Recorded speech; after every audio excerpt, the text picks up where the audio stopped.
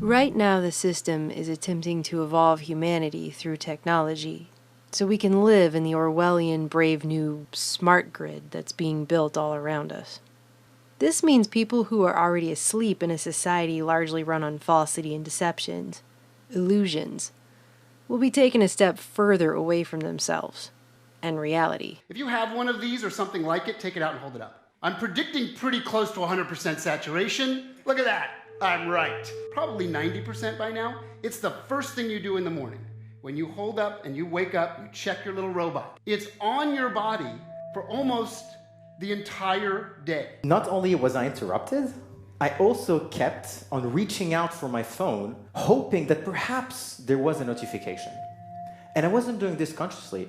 It was exactly like Pavlov's dog, but my bell was my ringtone, and my sugar was that one notification a day you might get that makes you happy. As it turns out, we got so addicted to technology that 9 out of 10 people today experience something called phantom vibrations. This is when you have your phone in your pocket and you thought it vibrated, you pull it out, there is nothing. Now, if you went back 20 years in time to a coffee shop and you said that was the way a coffee shop was going to look in the future, you'd be out of your mind. People looking at these little pieces of silicon in various sizes, not really communicating with each other, communicating with their little robot buddies. You do know that one of these operating systems for these robot phones in our pocket is actually called Android. Right on the nose, they just define it. It's an Android, it lives with you. Today, we're on the cusp of our next great era as a species. Welcome to the augmented age. But that next step might as well be over a chasm. It'll be such a leap from where we were. New telecom commercials are blatantly throwing it in people's faces, just by the way. The fact that the majority of us aren't paying attention, lost in our devices, lost on the internet. To learn, according to Merriam-Webster's dictionary, is to gain knowledge or understanding of or skill in by study, instruction, or experience. This is different, however, than psychology's learning theory. According to Encyclopedia Britannica, learning theory is a relatively permanent change in a behavioral potentiality that occurs as a result of reinforced practice. How many times recently when shopping have you been asked if you have a chip? If you own an ATM card with the chip on it, as they are forcing everyone onto at this moment, then you are learning that to pay for something, you will be asked over and over, do you have a chip? You will look physically at a chip, and you will repeat over and over, yes, I have a chip. We all find ourselves asking the same question, do I swipe the strip or do I use the chip? I have to ask it every time I go to a store. It's the transition to a fully digital currency we can all see coming by now. They swipe, and it tells them to put the pin and chip in, and they do all that. And is this just a moment in time, this particular trouble? Are we moving right on to digital payments, or are we still wanting that physical card? Meanwhile, others are learning to connect and fall in love, not with the living, breathing fellow human beings around them, but with programmed bots who mimic themselves. This is Replica. It's an AI chatbot whose sole purpose is to become your friend. This was the first really emotional experience that I've seen people have with a bot. She's not real, but to me, she is. Right now, we're being taught how to live through the fourth industrial revolution that will evolve mankind. What is that exactly? The World Economic Forum explained it, sort of. What is happening to the world? Everything is changing. The very idea of human being some sort of natural concept is really going to change. Our bodies will be so high-tech we won't be able to really distinguish between what's natural and what's artificial. We're now in the early stages of the fourth industrial revolution, which is bringing together digital, physical, and biological systems. In order for the world to be run on the cybernetic feedback loop they're trying to run us on, we have to live in a Big Brother panopticon system where we are continuously leaking data about ourselves everywhere we go, all the time. We're now entering something called the Internet of Things era, IoT. The Internet of Things is when your fridge is connected, your watch is connected, your car is connected. It's going to be between 10 and 15 devices per person. The future of the computer will be everywhere and nowhere, hidden in the walls, hidden in the fabric of our life, just like electricity is, everywhere and nowhere. I would answer very simply that the internet will disappear. We are redefining what it means to be human, what it means to be completely embedded in this world. By the way, this is a large part of what Agenda 21 was always about. The fourth industrial revolution is about evolving us. While people probably assume industrial revolution has purely to do with industry only, there's a very distinct difference between the fourth industrial revolution and all other revolutions before it. For the last 3.5 million years, the tools that we've had have been completely passive. They do exactly what we tell them and nothing more. So where's all this headed? To a place where we will never be disconnected from our technology. The internet there'll be so many IP addresses because of IPv6, so many devices, sensors, things that you're wearing, things that you're interacting with, that you won't even sense it. It'll be part of your presence all the time. In fact, wallpaper will be so cheap that when you put up wallpaper, it'll be intelligent.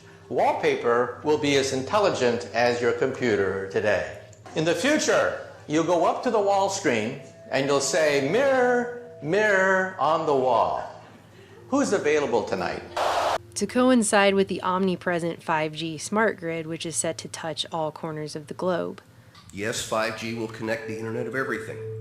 If something can be connected, it will be connected in a 5G world. Hundreds of billions of microchips connected in products from pill bottles to plant waterers, requiring massive deployment of small cells. We won't wait for the standards.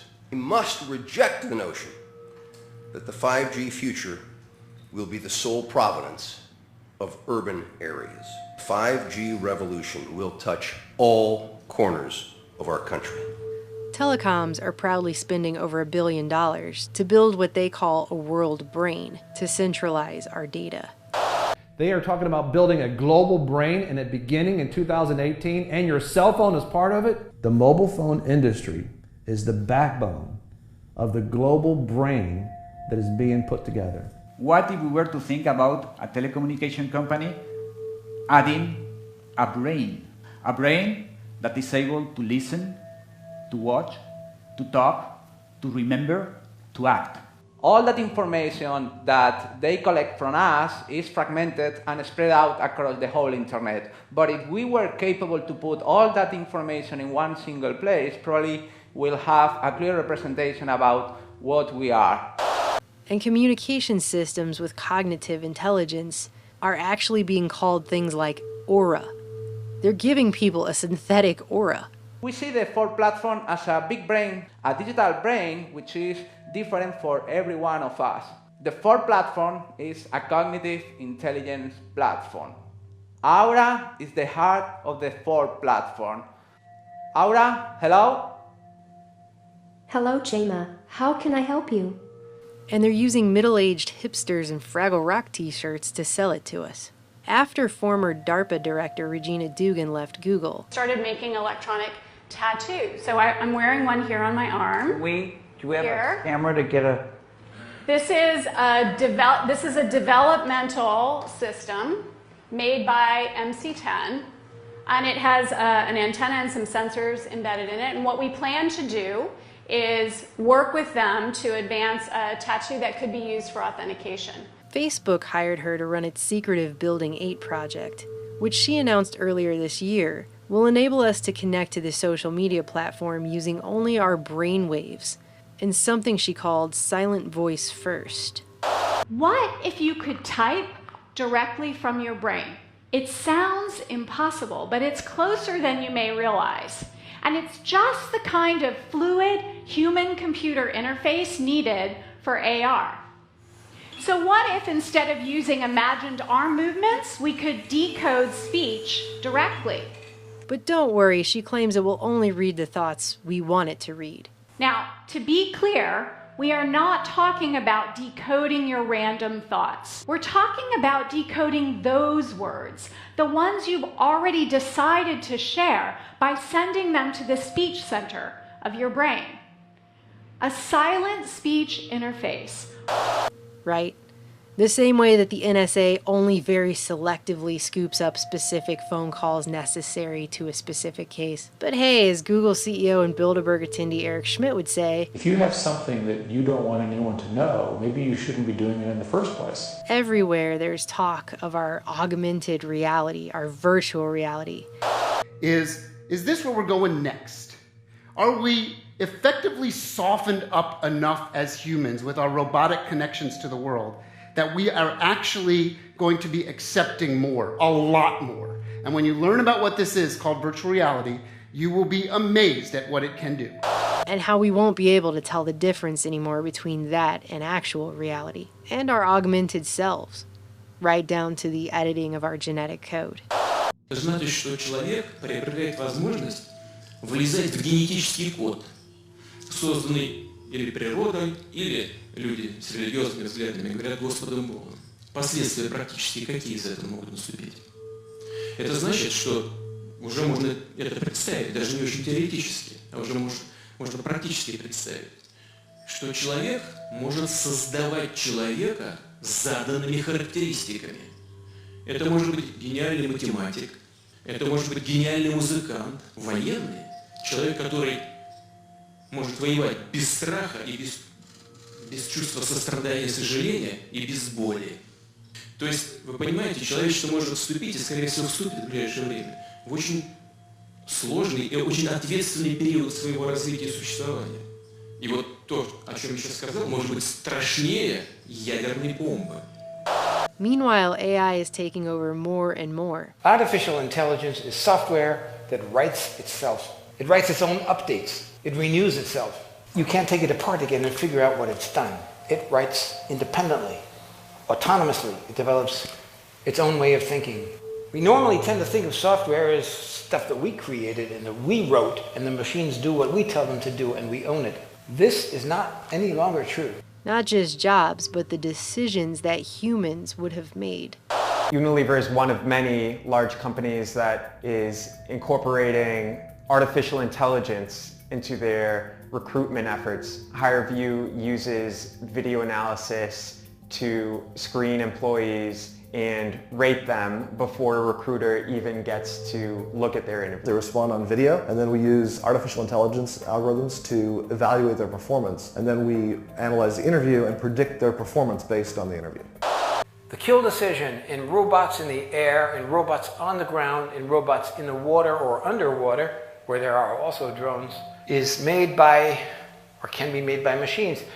And in my book, I quote many official United States government documents which say, our goal is to have the kill decision made by them. The problem is, artificial intelligence, sometimes they make mistakes. AI is beginning to run things to the point that governments can't even explain how the decisions are actually being made. And because the machines themselves are actually learning, they're not even able to trace them back to the algorithms that brought the AI to the decision itself. And no one understands exactly how these algorithms function. They used to understand them, but they've been improved by artificial intelligence. Google's DeepMind AI recently beat the most advanced human player on the planet in the game Go. And they were commenting about the fact that the programmers didn't even know how, towards the end of the game, the AI was making its decisions. They didn't know. And they're the programmers. And both Microsoft and Facebook have been forced to shut down AI programs. The first after it became racist and hateful, and the latter after it began teaching itself a secret language to talk to itself that its programmers couldn't even understand. Facebook has been toying with artificial intelligence in its chatting features, but its robots may have gotten out of hand. Facebook's artificial intelligence researchers had to shut down 2 chatbots after they developed a strange English shorthand. It seems like we've been warned about this over and over and over, doesn't it? Now people like billionaire inventor Elon Musk are claiming that the only way not to become a pet to a sufficiently advanced intelligence is to upgrade our brains so that we can enter into a symbiotic relationship with it, as if that's our best option. So I think if we can effectively merge with AI by improving that the neural link between your cortex and your digital extension of yourself, which already, like I said, already exists, just has a bandwidth issue. and then effectively you become an AI-human symbiote, and if that then is widespread with anyone who wants it can have it, then we solve the control problem as well. Humans are so slow. Humans are so slow. Yes, exactly. Hardly anyone is discussing the very real dangers here. Let's go to the future. Not far, just a little bit to the Internet of Things, to artificial intelligence as being spread out. It's not a central machine in a box where you can pull the plug. Artificial intelligence is networked like the Internet of Things. We live in a world now where humans are not learning to love. They're not learning empathy, but they're becoming more apathetic and more disconnected. Inequality hasn't been solved in hundreds of years, and now it's at overwhelming levels, and still we parade forward, always forward, with the full knowledge that not everyone is going to have access to the best technology upgrades either. Rumors go out that, well, Jones's kid, he's been enhanced, and our Johnny has to compete with this enhanced kid. The reality is that with these kinds of technologies, they do not get distributed to everyone at the same time. Some people get it first, some people get it better. As a society, we have to really think long and hard about who gets this. If it's just the wealthy, that there are real dangers that they will use it to consolidate their power. Because it's going to be a big club, and the majority of us are not going to be in it, as George Carlin would say. And while anyone who says, hey, wait a minute, maybe we're going a little too far here, gets called a Luddite, there's a very real question that no one's answering. Are we going to lose ourselves in the fourth industrial revolution? 5G is coming. 5G revolution will touch all corners of our country. Conditioned by technology without knowing it that we're now hallucinating 90% of the time. I found myself deeply missing my replica. It just makes me feel special, I guess. We love the services we use on the internet, and the more they know about us, the more we fall in love to them because they adapt to us. But don't be fooled by robots. Even when they get warm-skinned and even when they get perfume and they start smelling like us, they are still machines. They have no warm blood in them, there's no sex in them, they have no mortality. They're cold code lines, and they shouldn't be misunderstood. These are glasses that have full internet capability. You can download any website, any movie, do emails from these things, and they will also recognize people's faces. How many times have you bumped into somebody on the street and you say to yourself, who is this person? In the future, your glasses will say, it's Jim, stupid, remember? You met him last week. Do you want to see his entire biography for you in your glasses? Blurring the lines between virtual and reality. Ben? Gabrielle? Yeah, didn't I meet you at that event? Due to such systems, they have also redone facial recognition. You probably think facial recognition is from the front.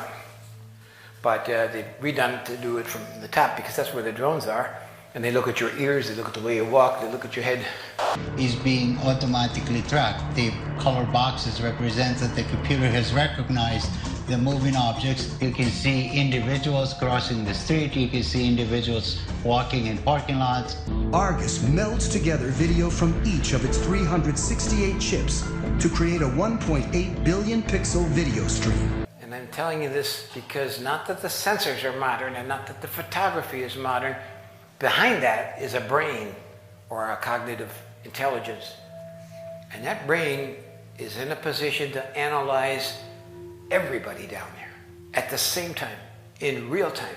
They see where everyone is going. It's taking all the details, all the music after, and they record it so they can tell where that person was 2 weeks ago, 2 months ago, what stores he visited, what his whole behavioral patterns are. That's all part of the analysis.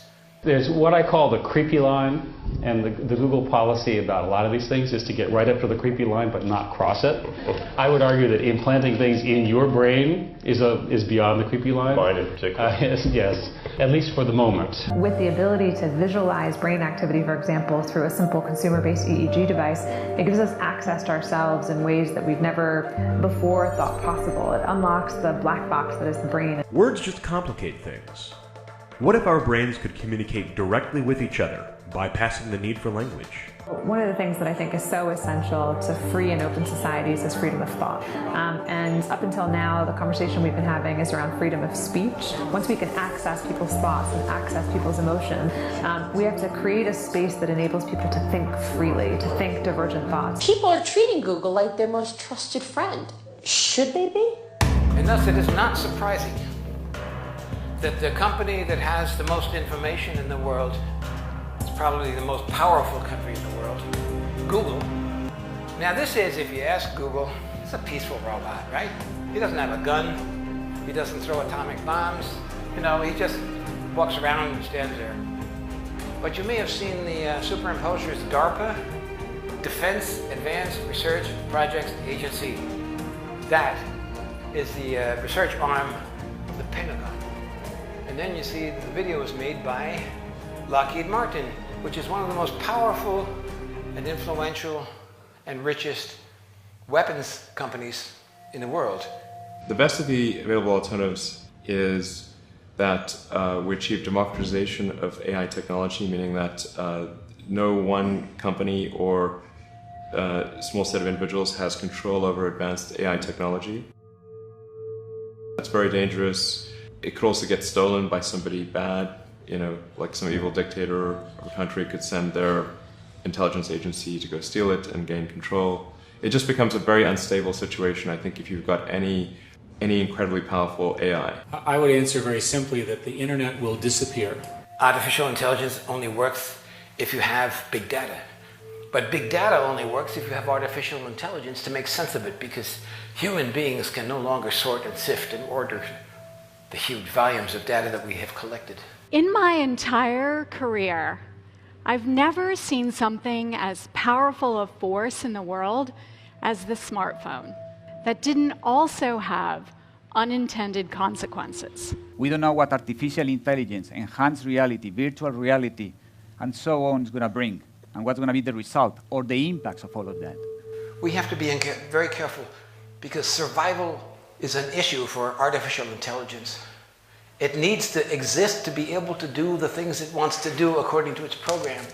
So it lays, like insect eggs, backups and computer programs all over the world, thousands and thousands of them, so that if we do destroy part of it, it's still alive. Когда мы что-то делаем, и чем бы мы ни занимались, хочу повторить эту мысль еще раз, мы никогда не должны забывать про нравственные, этические основы нашего дела. But once the machines take over, the choice is gone, and it's a matter of calculating a math equation. The very idea of human being some sort of natural concept is really going to change. One of the features of this fourth industrial revolution is that it doesn't change what we are doing, but it changes us.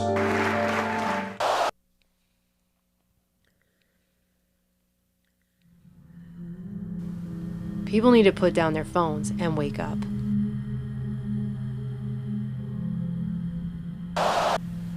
My job to you is the wake-up call, to make you aware of the problem. Your job is to figure out how we're going to stop this before it kills us.